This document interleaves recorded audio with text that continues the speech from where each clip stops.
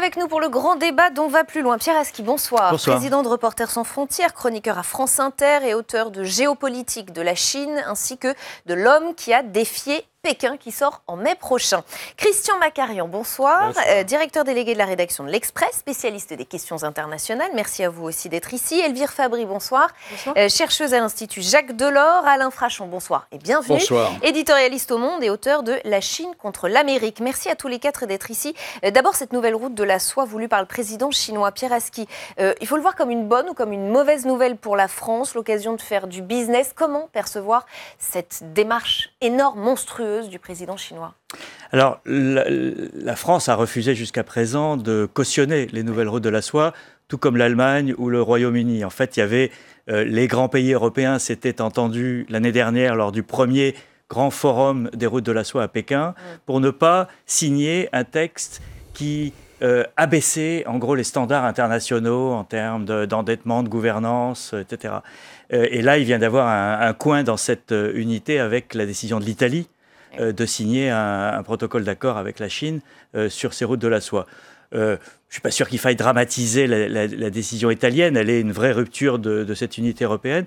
Mais en ce qui concerne la France, Emmanuel Macron essaye d'avancer sur une voie étroite qui est de ne pas entrer en confrontation avec la Chine en rejetant complètement la coopération avec ce pays dont on craint l'hégémonie, mais dont on ne peut plus se passer. Et de l'autre côté, il n'accepte pas de rentrer dans le jeu de Pékin. Donc cette voie est assez étroite, elle est affaiblie par l'attitude de l'Italie, mais elle tient parce qu'il y a un contexte international. La Chine n'est pas aussi conquérante qu'elle pouvait l'être il y a encore un an. La guerre commerciale avec les États-Unis pèse beaucoup. L'affaiblit. Et donc, Xi Jinping a intérêt à cultiver, malgré les divergences, l'amitié des pays européens. Et ce projet de nouvelle route de la soie est dans les tuyaux depuis pas mal de temps. On l'a vu un petit peu dans le sujet. Emmanuel Macron avait déjà fait part de sa méfiance en janvier 2018. Lors de sa visite d'État en Chine, voici ce qu'il avait déclaré très exactement. Elles ne peuvent être les routes d'une nouvelle hégémonie qui viendrait en quelque sorte mettre en état de vassalité les pays qu'elle traverse. Christian Macarian, les mots étaient déjà forts. Ce risque existe, cette hégémonie, ce risque de vassalité des pays qui traversent les routes de la soie? Alors, vassalité, je ne sais pas, mais on est dans une inflation de vocabulaire, puisque le 12 mars dernier, l'Union européenne a parlé de rival systémique à propos de la Chine, que Emmanuel Macron lui-même a dit que le temps de la naïveté, c'est son expression, et on l'écoutera naïveté tout à l'heure, européenne est terminée. Donc on voit bien qu'il y a une escalade verbale, mais qui ne correspond pas forcément à des mesures concrètes. L'Europe avance encore désunie. Il ne faut pas être pessimiste de mon point de vue, parce que c'est un schéma évolutif. La décision italienne dont Pierre Aski vient de parler est à relativiser, parce que ça n'est pas une décision stratégique majeure, même si c'est une inélégance affirmée à l'égard de l'esprit européen. Je crois que le jeu de Emmanuel Macron est de prendre en gros la tête d'un mouvement européen. C'est un rôle aussi que se cherche Emmanuel Macron. Bien sûr. Et pas uniquement dans la guerre. Il l'a encore déclaré ce soir lors d'une conférence de presse. Il souhaite une Europe à l'heure des choix et il souhaite un partenariat Europe-Chine fort. Voilà, c'est dans ce sens que demain, on verra à Paris Jean-Claude Juncker et Angela Merkel, de façon à ce que la France, en gros, prenne la tête de la réaction du soulèvement contre la Chine et surtout arrête, je crois surtout principalement, le sharp power chinois. On n'arrêtera pas l'avancée de la Chine de manière générale, mais on peut arrêter ou cantonner l'agressivité commerciale de la Chine, son non-respect de la propriété intellectuelle et de toute façon... Éventuellement des droits de l'homme. Éventuellement des droits de l'homme, à mon avis, ça vient en dernier. Oui. Je suis désolé de le dire, mais il faut être concret. Et surtout, il faudra prendre en compte le caractère tout à fait incontournable de l'avancée chinoise, qui n'est plus du tout l'atelier du monde depuis belle lurette, mais qui est maintenant tellement avancée en matière d'intelligence artificielle, de numérique, de tout ce qui façonne notre mode de vie au quotidien et qui détermine les économies. La Chine est un pays qui peut avoir besoin de l'Europe, puisqu'il est désormais à moins de 7% de croissance, ce qui est faramineux pour nous en Europe, mais ce n'est plus du tout les taux de croissance auxquels on assistait en Chine depuis des années. Donc il y a une espèce de terrain d'entente possible à condition de trouver le bon langage. Mais paradoxalement, et j'en termine là, la guerre froide, commerciale que se livrent les États-Unis et la Chine n'est pas profitable, à mon avis, à l'Europe. Parce que justement, les Chinois peuvent avoir un intérêt majeur à pressurer un peu plus l'Europe, parce qu'ils vont devoir faire des concessions aux États-Unis. Et on va en parler. Elvire Fabry, toute la journée, sur toutes les télévisions, dans tous les articles, on a eu cette question, la Chine, faut-il en avoir peur ? Quel est votre point de vue ? On entend deux points de vue relativement optimistes et plutôt mesurés. Vous êtes d'accord avec cela ? Écoutez, les investissements chinois, on en a besoin, comme on a besoin de tous les investissements du monde entier. Et l'Union européenne reste le premier espace d'accueil des investissements étrangers. Maintenant, c'est vrai qu'il y a des préoccupations spécifiques dans les investissements qui sont faits dans l'Union européenne ces dernières années, non seulement parce qu'ils ont augmenté, il y a eu un pic là récemment par rapport à 2016-2017, parce que la Chine elle-même a réduit le volume de ses investissements étrangers dans le monde et qu'elle réglemente davantage l'exportation de certains investissements étrangers. Mais ces investissements, non seulement ils vont davantage vers l'acquisition d'entreprises que vers la création d'entreprises, il n'y a que 5% de création d'entreprises à l'issue de ces investissements. Et puis surtout, c'est la présence c'est des investissements qui sont conduits très largement par des entreprises publiques chinoises. Et ce sont des entreprises publiques dont on sait qu'elles bénéficient de systèmes de subventions qui sont particulièrement opaques, que l'on n'arrive pas à contrôler. C'est tout le problème de l'opacité des conditions d'investissement. Et enfin, donc on sait que c'est le gouvernement chinois qui est derrière, c'est le Parti communiste qui est derrière. C'est pas quelque chose de neutre quand ça se concentre sur des secteurs particulièrement sensibles, en commençant par les infrastructures, on a envie de penser aux infrastructures portuaires. Alain Frachon, est-ce qu'il faut avoir peur de cette Chine ? On entend les États-Unis parler de visées géopolitiques. Est-ce que ces routes de la soie pourraient accentuer le pouvoir d'influence de la Chine à travers les pays qu'elle traverserait ? Est-ce qu'il faut en avoir peur ? Écoutez, c'est sans doute un des principaux problèmes de la politique étrangère qui se pose à un pays comme un pays européen, voire même à l'Union européenne. Les investissements en infrastructure que fait la Chine sont des investissements qui sont relativement normaux pour un pays comme la Chine, c'est-à-dire qui a décidé qu'elle acceptait sa dépendance à l'égard des marchés étrangers. Elle n'a pas le choix, elle importe toutes ses matières premières, elle importe énormément de produits agricoles, etc. etc. Donc la Chine... Il ne faut pas y voir de l'eau. Alors la Chine, si vous voulez, il y a une sorte de tendance naturelle à vouloir protéger les routes terrestres et maritimes de ces investissements. Naturellement, tous ces investissements sont ce qu'on appelle ont une nature duale. C'est-à-dire que, évidemment, en cas de conflit, on peut toujours faire des scénarios. C'est des investissements qui peuvent servir aussi. Mais est-ce qu'il faut en avoir peur ? La question, on ne peut poser cette question que si on comprend que la Chine est là, de toute façon. De toute façon, la Chine est là. La question qui se pose vraiment, c'est quel type de rapport on entretient avec. Je vais vous donner simplement 4 chiffres, par exemple. La Chine, à l'horizon 2050, représentera près de 20% du PIB mondial. Elle aura la richesse la plus élevée. Elle sera le pays qui produit le plus de richesse. L'Inde, 15%. Les États-Unis, 12%. L'Union européenne, 9%. Ça ne veut pas dire que nous perdons nos capacités de négociation, puisque à ce jour, nous sommes le principal partenaire commercial de la Chine. Donc ça veut dire que nous avons des moyens de pression, des moyens de négociation. Et cette négociation, naturellement, la Chine préfère la mener de manière unilatérale, parce que c'est beaucoup plus facile, pays par pays. Et c'est là où la démarche de Macron est très importante, à mon avis, et très très importante, c'est de dire, vous voulez une relation bilatérale avec nous ? Eh bien non, moi je vais vous imposer une relation multilatérale, même si elle n'est pas prévue au départ. Je vais inviter Juncker, le patron de la Commission, et je vais inviter Mme Merkel en tant que principale puissance économique de l'Union. Alors, pardonnez-moi, je vais vous donner la parole dans un instant. Je voudrais juste qu'on écoute Yannick Jadot, parce que la Chine effraie l'Europe, mais elle séduit aussi, et donc elle la divise. Alors, si Pékin se servait éventuellement de ces milliards pour fracturer le continent, pour Yannick Jadot, c'est très clair, ça relève même d'un projet politique. On l'écoute et je vous fais réagir ensuite. C'est d'abord un projet politique d'hégémonie sur toute l'Asie et c'est un projet politique aujourd'hui de fracturation de l'Union européenne. La Chine ne parle jamais à l'Union européenne. Elle parle aux dirigeants européens et elle achète systématiquement la complaisance des dirigeants européens par rapport à ce projet politique. Oui, on l'entend ce discours alarmiste. Il est fondé ou il n'est pas fondé? Moi, je trouve que la manière dont parle Yannick Jadot est excessive. D'abord, il y a un dialogue entre l'Union européenne et la Chine. Le prochain sommet a lieu début avril à Bruxelles. C'est le Premier ministre chinois Li Keqiang qui vient le mener. En revanche, ce qui est vrai, c'est que la Chine a eu une stratégie, disons, de prendre l'Europe par appartement. Elle a créé cette structure qui s'appelle 16+1. Le 1, c'est la Chine, et les 16, c'est une partie de l'Europe, de l'Union européenne. Mais est-ce qu'il y a une volonté de nous diviser? C'est quand même la question. Le problème, c'est que l'Europe n'existait pas. Il faut bien le dire qu'au cours de la dernière décennie, l'Europe s'est étiolée. L'Europe a cessé d'avoir une vision commune et un affichage commun, et que la Chine en a profité. Mais je voudrais dire une chose, c'est que ce qui est intéressant dans la période actuelle et ce qui se joue peut-être demain matin dans cette rencontre dont on parle depuis tout à l'heure avec les Juncker et Merkel, c'est que depuis en gros 15-20 ans que la Chine a cette croissance rapide et qu'elle est en train d'émerger sur la scène internationale, on l'a traitée comme un pays émergent.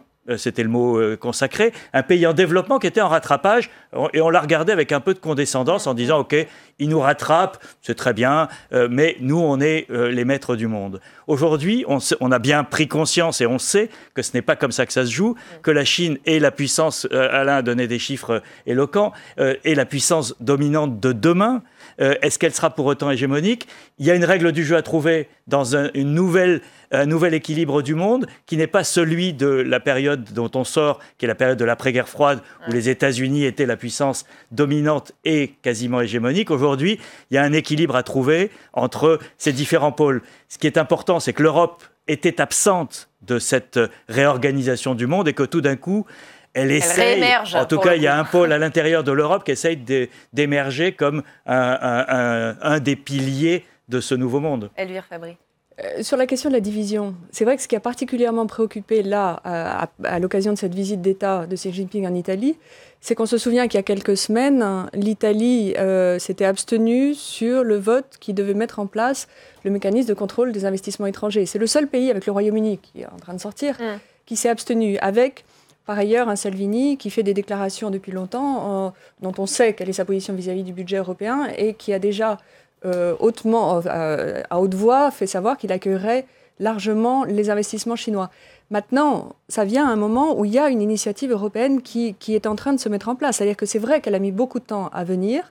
Ce mécanisme de contrôle des investissements est comme une initiative majeure. Par ailleurs, là, la Commission arrive, ça a été dit tout à l'heure, est arrivée en fin de semaine dernière, en vue du sommet UE-Chine, avec beaucoup de propositions. La volonté d'introduire de la réciprocité sur les marchés publics, la volonté de presser Xi Jinping déjà sur les négociations qui sont en cours et qui patinent complètement sur les questions d'investissement, mais également sur la propriété intellectuelle, sur l'aviation. À ce moment-là, si les Chinois veulent être sérieux, et notamment dans le cadre des réformes du multilatéralisme et de l'OMC, parlons sérieusement et prenons des engagements. Et là, la Commission a l'intention de proposer un agenda collectif aux Européens pour véritablement mettre en avant à la fois des exigences et des sanctions aussi. Mais est-ce que la Chine essaye de nous diviser, notamment grâce à ces milliards? Je voudrais juste vous donner à mon tour quelques chiffres. Ceux du cabinet Baker McKenzie repris par Challenge.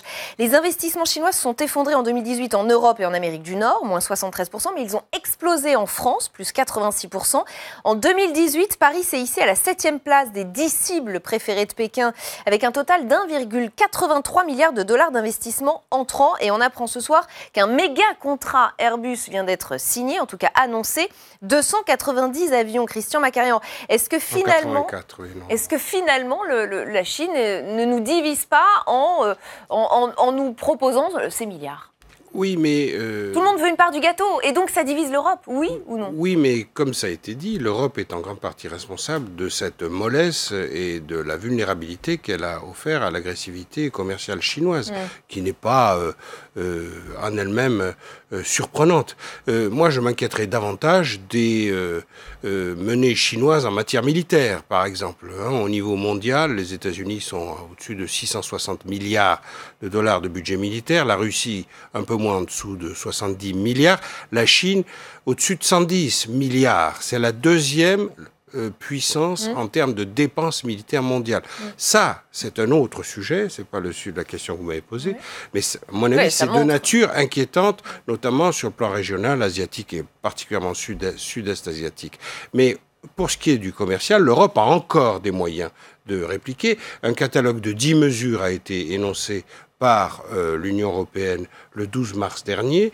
Un sommet va s'ouvrir bientôt, dans quelques jours, comme Pierre Aski l'a rappelé, et on a des possibilités d'apparaître unis face à des questions comme l'accès au marché public. Il y a des mesures très concrètes qui ont été demandées par l'Union européenne. Il s'agit d'une question de solidarité. Simplement, il est exact que la Chine, dans le fameux groupe 16+1, utilise comme cheval de Troie, en particulier, les républiques européennes, membres de l'Union européenne, d'Europe centrale. Des pays comme la Hongrie, comme la Pologne sont très ouverts, pas seulement en raison des anciens liens, pacte de Varsovie, etc. C'est pas ça la raison. C'est qu'il y a une immédiateté de l'investissement chinois qui produit des effets dans des économies affaiblies comme celle de la Hongrie, par exemple. C'est très recherché. Et c'est sur ça que l'Europe doit travailler, sur cette facilité à pénétrer le marché mondial. Au fond, quand on a signé l'entrée de la Chine dans l'OMC en 2001, on pensait à un pays qui tirait la langue et dont, en gros, le développement était un facteur de paix international, ce qui n'est pas faux par ailleurs. Mais on n'a absolument pas vu que ce pays devenait aujourd'hui un leader, par exemple, en matière d'intelligence artificielle, et c'est incontournable. Pierre Aski, puis Alain Frachon. Oui. L'une des difficultés de cette question des investissements, c'est la question de la réciprocité, parce que c'est ça le maître mot de toute cette négociation. Et le réveil de l'Europe, il date d'une affaire très précise, qui est le rachat par la Chine d'une société de technologie de robots en Allemagne. La société, tentative de rachat. Non, il y a eu ça, c'est la première, c'était KUKA. KUKA, ils l'ont racheté.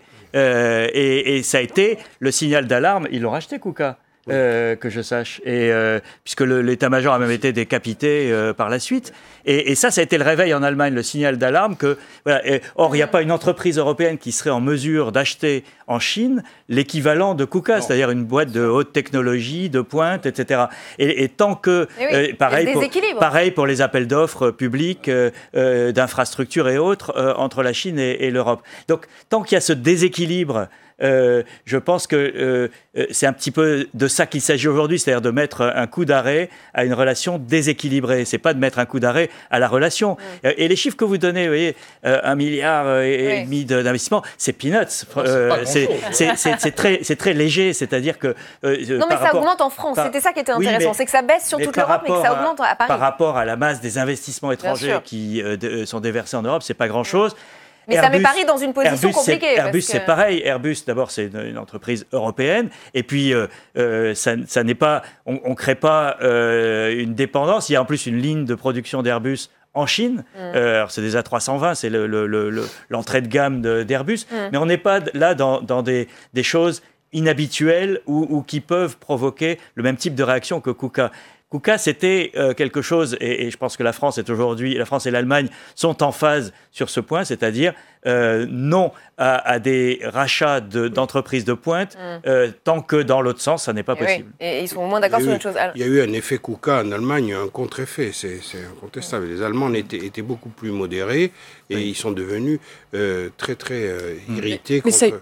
Ça a eu beaucoup d'influence sur la position européenne, parce que tant que l'Allemagne ne voulait pas finalement voir analyser de près ces questions-là, au niveau européen, ça ne pouvait pas bouger. L'Allemagne, qui est une énorme puissance commerciale mondiale, n'est même pas à 6% du marché chinois. La France a moins de 2% du marché chinois.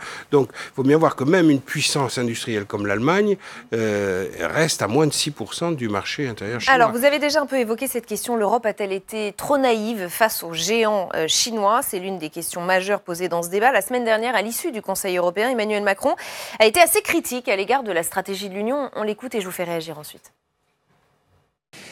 Depuis de nombreuses années, nous avions une approche en ordre dispersé. Et, il faut bien le dire, la Chine se jouait de nos divisions. Ça n'est ni un signe de clarté, de cohérence, ni d'ailleurs bon pour nos concitoyens de procéder ainsi. Le temps de la naïveté européenne est révolu.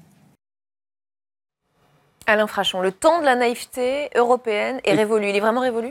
Écoutez, d'abord, il faut reconnaître à Macron là, une pensée continue dans ce domaine. Parce que même lorsqu'il était candidat, ça faisait partie des mesures qu'il suggérait. Ça ne devait pas avoir une grosse capacité à mobiliser les foules, mais c'était que l'Europe se donne d'un instrument de contrôle des investissements étrangers, comprendre chinois, dans l'Union européenne. Et puis il s'est passé, si vous voulez, il y avait un bloc. Dans l'Union européenne, il y a deux blocs. Il y a la France et les pays latins. Et en ce qui concerne la France, elle impose une manière de colbertisme qui fait qu'elle défend volontiers. Si vous voulez, le libre-échange n'est pas sa nature profonde. Et face, l'Europe du Nord, profondément libre-échangiste. L'Allemagne est probablement le pays le plus libre-échangiste du monde. La Scandinavie et naturellement la Grande-Bretagne. Cet équilibre va changer, pas seulement à cause du départ de la Grande-Bretagne, mais parce que les Allemands ont été véritablement traumatisés par l'histoire KUKA, de cette entreprise de technologie que les Chinois, alors je ne sais pas s'ils l'ont racheté entièrement, il faudrait qu'on regarde ça, parce que j'ai un doute là-dessus. Et donc ils se sont petit à petit ralliés à cette position-là. Oui, je pense qu'on est sorti d'un moment de naïveté ou d'angélisme qui a suivi l'entrée de la Chine à l'Organisation mondiale du commerce. Et en même temps, il y a toujours cette espèce de danger, quand on parle de la Chine, de la présenter comme ça, comme une sorte d'un bulldozer à qui tout réussit. Mais si vous voulez, c'est pas vrai. Reprenons l'exemple du 16 plus 1. Je crois que dans le 16 plus 1, il doit y avoir 7 ou 8 pays de l'Union européenne. Investissement chinois, ça n'a pas marché. Je crois qu'il y en a pas. Ça ou alors 13, vraiment de manière totalement marginale. Et donc, je pense qu'ils vont se rallier au plan d'action que suggère la Commission, si vous voulez. En même temps, quand vous regardez comme ça ces deux hommes, là, Xi Jinping, vous avez l'impression qu'il y en a un qui incarne une puissance absolument inarrêtable, inévitable. Ça veut dire qu'il y a du fantasme ? Il y a du fantasme. Lui aussi, il a des problèmes intérieurs. Lui aussi, il a des difficultés. Lui aussi, il est combattu au sein même du Parti communiste. Il y a presque un peu d'idéologie de voir ces ambitions mondialistes de Pékin comme... Pour reprendre ce que disait Pia, il y a deux époques, si vous voulez. Pendant longtemps, on les a ignorés. Puissance émergente, puissance, etc. Nous avions encore le monopole de la richesse et de la technologie. Et puis, brutalement, en 3-4 ans, ces dernières années, on a pris conscience que nous n'avions plus ce monopole, que la Chine n'était plus l'atelier du monde, mais un des laboratoires du monde, et qu'elle allait devenir une immense puissance technologique, militaire et économique, naturellement. Et donc, on tombe d'un excès à l'autre aussi. La Chine n'est pas non plus ce bulldozer à qui tout réussirait systématiquement, que l'on décrit aujourd'hui. Thierry de Montbrial, qui est président de l'IFRI ce matin sur Europe 1, disait « Les Européens doivent devenir acteurs et pas seulement voyeurs ou proies. Tout le monde joue sur les divisions de l'Europe. » Là aussi, toujours ce discours un peu alarmiste. Oui, mais qui est basé sur la réalité de la dernière décennie, qui est effectivement celle de la division, voire de l'inexistence de l'Europe. Mais ce qui est intéressant, c'est que Donald Trump a changé le jeu d'une certaine manière, parce qu'il a déclenché cette guerre commerciale. Et il a dit tout haut ce que beaucoup de gens pensent tout bas, c'est-à-dire que contrairement à ce qu'on peut croire, c'est pas seulement du Trumpisme dans ce que dit Trump sur la Chine. Il s'appuie d'abord sur un consensus bipartisan aux États-Unis. Les démocrates sont en phase avec ce qu'il dit sur la Chine. Et puis il s'appuie sur ce que disent les rapports depuis des années des chambres de commerce américaines et européennes en Chine, qui dénoncent depuis des années des pratiques commerciales, des pratiques de non-respect de la propriété intellectuelle, de dumping, de subventions déguisées, etc. Mais le problème, c'est que Trump le fait à sa manière, et c'est là qu'il fait du Trumpisme, c'est-à-dire de l'unilatéralisme, alors que s'il était venu voir les Européens, les Japonais, les Coréens, il aurait sans doute pu constituer un front, aller devant l'OMC pour dire bon, maintenant on change les règles du jeu parce que ça ne peut plus durer. Il n'a pas voulu faire ça parce qu'il veut détruire ce multilatéralisme qui ne lui plaît pas. L'OMC, c'est pas sa tasse de thé. Et donc, on est dans un monde dans lequel Trump nous force à choisir notre camp parce qu'il est en train de créer une sorte de nouvelle guerre froide. Je ne veux pas sortir de clichés, mais il faut bien le dire. Et en particulier sur le terrain de la technologie. Et donc, vous êtes soit avec lui, soit contre lui. Et sur l'affaire Huawei, qui est quand même le cœur aujourd'hui de cette rivalité, donc cette société, cet équipementier télécom, qui est le plus avancé sur la technologie 5G. La 5G, c'est la clé du monde de demain, les voitures connectées, les objets connectés, etc. Les Américains ont écarté Huawei de leur marché. Ils ont été suivis par les Australiens, par certains de leurs alliés, le Japon. Les Européens sont en train de temporiser. La France, par exemple, exclure Huawei du cœur de ces dispositifs. Sans le citer, sans le dire, et le fait plutôt discrètement. Les Allemands sont plutôt sur cette base-là, et on n'est pas en train d'écarter Huawei. Mais ça fait partie du mémorandum italien, Huawei. Ça oui, fait partie de ce qu'ont signé les Italiens. Et donc on voit bien qu'il y a cette tentation de rejouer une guerre froide, le containment, l'isolement de la Chine, etc. Et l'Europe n'a pas intérêt à rentrer dans ce jeu-là. Il nous reste 2 minutes, Elvire Fabry, puis Christian Macarian. C'est vrai que sur la question de Huawei, c'est une question sensible, parce qu'on voit qu'il y a déjà des pays qui ont commencé à s'équiper partiellement, certaines villes parfois, où il y a eu des accords au niveau du pays, l'Allemagne en fait partie. Donc c'est un cas exemplaire, et c'est un cas où on est sur des enjeux de frontières technologiques. Donc en effet, est-ce qu'on a les moyens d'avoir, quelles sont les alternatives, enfin, comment est-ce qu'on et d'influence. Là, il y a un enjeu de politique industrielle. Qui est à la fois au carrefour des enjeux de politique industrielle européenne et en même temps de tout ce qui relève du e-commerce, de toutes les réglementations qu'on a envie de mettre en place, du contrôle des données. Donc là, il y a quelque chose qui se joue qui est important. Sur la question de l'enjeu de la politique européenne qui se met en place, là, indéniablement, il y a 2 jambes que l'on cherche à consolider. Il y a l'approche défensive et puis il y a l'approche offensive. C'est-à-dire c'est en effet une politique que l'on veut, qui ne se veut pas simplement protectionniste au sens traditionnel du terme, qu'on le voit sur la question de contrôle des investissements étrangers, mais aussi offensif pour accéder au marché chinois. Parce qu'on sait que c'est non seulement le marché chinois, mais tout le marché asiatique, c'est là que la classe mondiale moyenne explose, c'est là que la consommation explose, et c'est là où il faut que, c'est sur les règles de ces échanges commerciaux que l'on a envie de pouvoir se mettre d'accord, à la fois au niveau bilatéral et encore plus au niveau multilatéral. Il nous reste quelques secondes. Christian Macarian, le mot de la fin. Quelques secondes pour revenir au rôle de la France. Emmanuel Macron a fondé son projet européen sur la notion de souveraineté européenne. Il a là une occasion concrète de montrer que la France peut avoir en effet un rôle d'entraînement pour toute l'Union européenne. Et ce sera le mot de la fin. Bon courage. Merci à tous les 4 d'avoir participé à cette émission.